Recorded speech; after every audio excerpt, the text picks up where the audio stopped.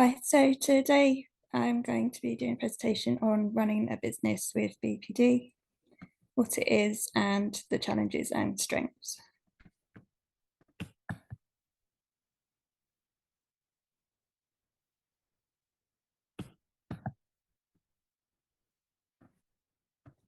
So what is BPD? BPD stands for Borderline Personality Disorder. It is also known as EUPD or Emotionally Unstable Personality Disorder. Neither of these names are great. I don't think my personality or anyone else's is disordered. And I think being labelled as emotionally unstable is particularly offensive. So I tend to use the term BPD instead.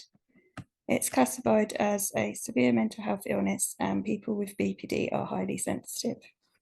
What might seem small to someone else can trigger an intense reaction. Marsha Linehan, the creator of DBT and a sufferer herself, said, "People with BPD are like people with third-degree burns over 90% of their bodies. Lacking emotional skin, they feel agony at the slightest touch or movement." So there are 9 traits of BPD. You have to be diagnosed with 5 of these to get the diagnosis of BPD. So number 1 is fear of abandonment. Number 2, unstable relationships. Number 3, unclear or shifting self-image. Number 4, impulsive self-destructive behaviours. Number 5, self-harm. Number 6, extreme emotional dysregulation. Number 7, chronic feelings of emptiness.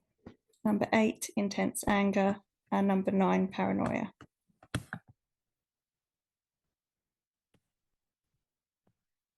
So May is actually BPD Awareness Month. There is a lot of stigma and shame surrounding this diagnosis due to the misrepresentation in the media and in the medical community. The majority of people I've met with BPD are not manipulative or violent. In fact, they are the complete opposite. All the anger is turned inward, and we are very empathetic towards others. I was diagnosed in 2018 after leaving my abusive marriage and having a relapse of my eating disorder. I had never even heard of the condition, and at the time it was not explained to me. I had treatment in a therapeutic community for 3 years. There's no specific medication to treat BPD, and the recommended treatment is psychotherapy. The causes of BPD are unknown, but often linked to trauma and abuse. I worked in retail for a long time, but it was a very overwhelming and stressful environment with a lot of bullying, and I became too unwell to manage a traditional job.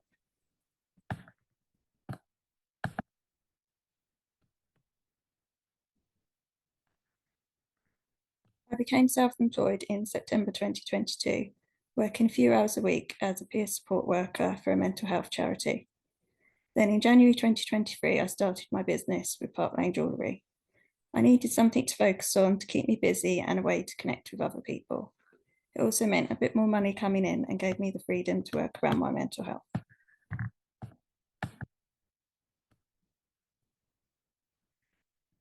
Some of the challenges I faced.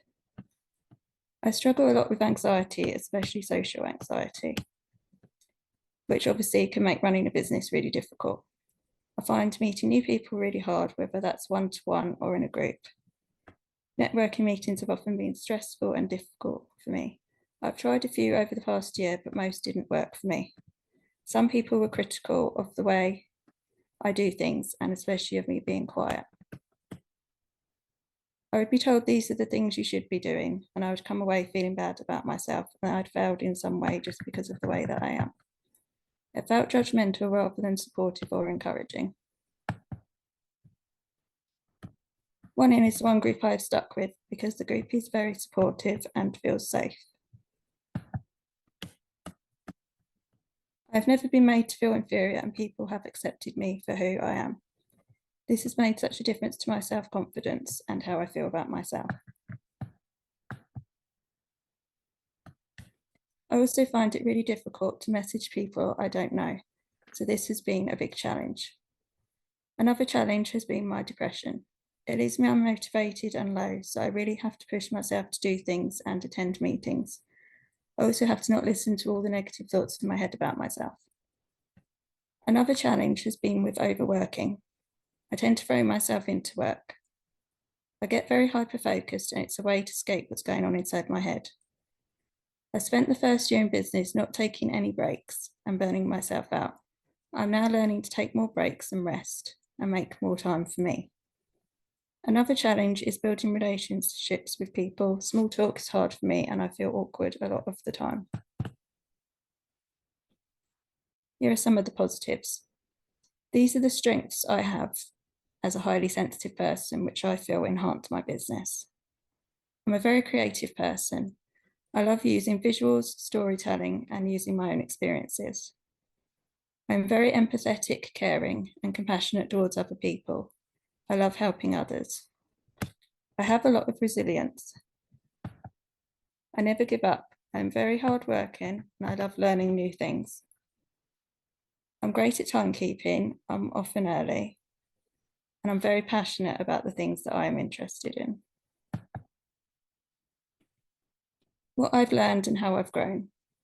I have a lot more confidence now than when I started, and I've done so many scary things I would never have thought possible in the beginning.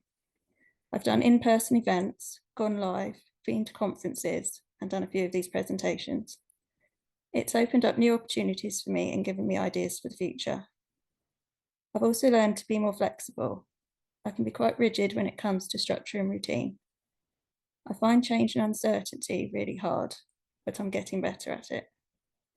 I'm also learning to trust myself more. I have a voice now. I'm less afraid of what people think and I'm more accepting of who I am. I'd like to finish the presentation with a few of my favourite quotes. True belonging doesn't require us to change who we are. It requires us to be who we are. Brene Brown. I understand now that I'm not a mess, but a deeply feeling person in a messy world. I explain that now when someone asks me why I cry so often. I say, for the same reason I laugh so often, because I'm paying attention. Glennon Doyle. You're afraid of surrender because you don't want to lose control, but you never had control. All you had was anxiety. Elizabeth Gilbert. Thank you.